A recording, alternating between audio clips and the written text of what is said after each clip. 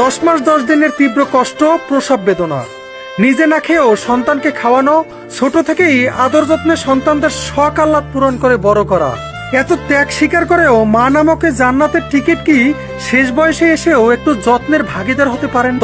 পটুয়াখালীতে বৃদ্ধা মাকে মুরগির খোপে আশ্রয় দিয়েছেন সন্তানরা। দর্শক, একটি মর্মান্তিক ঘটনা জানাতে যাচ্ছি আপনাদের, যা শুনলে আসলে আপনার চোখ থেকে পানি বের হবে।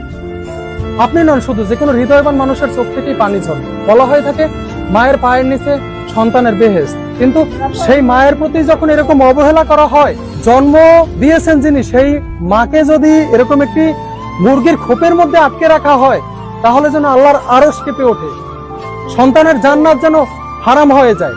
এরকমই একটি ঘটনার বর্ণনা জানাতে চলেছি আপনাদের। যে মা বাড়ি বাড়ি ভিক্ষা করে সন্তানদের লালন পালন করে বড় করেছেন, সেই গর্ভধারিণী মায়েরই আজ আশ্রয় হয়েছে মুরগি রাখার খোপে। বৃষ্টির পানিতে ভিজে যাওয়া এরকম স্যাঁতস্যাঁতে পরিবেশেই দীর্ঘ বছর যাবৎ বসবাস করছেন জনম দুঃখিনী মা। মুরগি রাখার খোপটিতে নেই কোনো কাঁথা কিংবা বালিশ, এমনকি হাওয়া বাতাসও চলতে পারে না ঠিকঠাক। দেখা যায় এমন একটি ঘরেই কোনো মতে খুঁটুমুটু দিয়ে বসে আছেন অসহায় মা। একটু পরপর খাবারের জন্য করছেন ডাক চিৎকার, কিন্তু কে শোনে তার চিৎকার? জানা যায় ঝড় বাদল যাই হোক না কেন, সকাল হলেই বৃদ্ধা মাকে মুরগির খোপে রেখে কাজে চলে যান সন্তান ও পুত্রবধূরা। এ সময় তাদের থাকার ঘরটিও রেখে যান তালাবদ্ধ। নিরুপায় হয়ে খাবারের আশায় নরবরে শরীরখানা নিয়েই এবারে ওবারে ছুটে বেড়ান জনম দুঃখিনী মা। সম্প্রতি পা পিছলে আছাড় খেয়ে মাথা ফেটে যাওয়া সহ হাত ভেঙে গেছে বৃদ্ধা মা নূরজাহান বেগমের। সারাদিনের যন্ত্রণায়ও ছটফট করছেন তিনি। এছাড়াও একটু পানি খাওয়ার জন্য করছেন তীব্র আহাজারি, কিন্তু একাকী বাড়িতে তার করুণ আহাজারি শোনার জন্য কেউ নেই।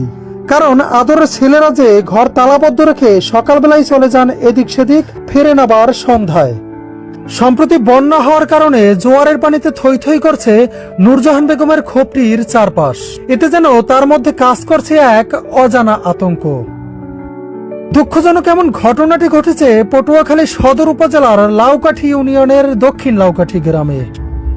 অবহেলিত বৃদ্ধা মায়ের 2 সন্তানদের কাছে এ বিষয়ে জানতে চাইলেও তাদের কোথাও খুঁজে পাওয়া যায়নি। অবশ্যই সন্তান হিসেবে আজীবন মায়ের প্রতি আদর যত্ন ও ভালোবাসা আমাদের নৈতিক দায়িত্ব ও কর্তব্য। এজন্য প্রয়োজন আমাদের মানবিকতা বোধের। শিক্ষিত হওয়ার আগে প্রয়োজন মানুষ হওয়ার, তবেই পৃথিবী হবে আরো সুন্দর, শান্তিময়।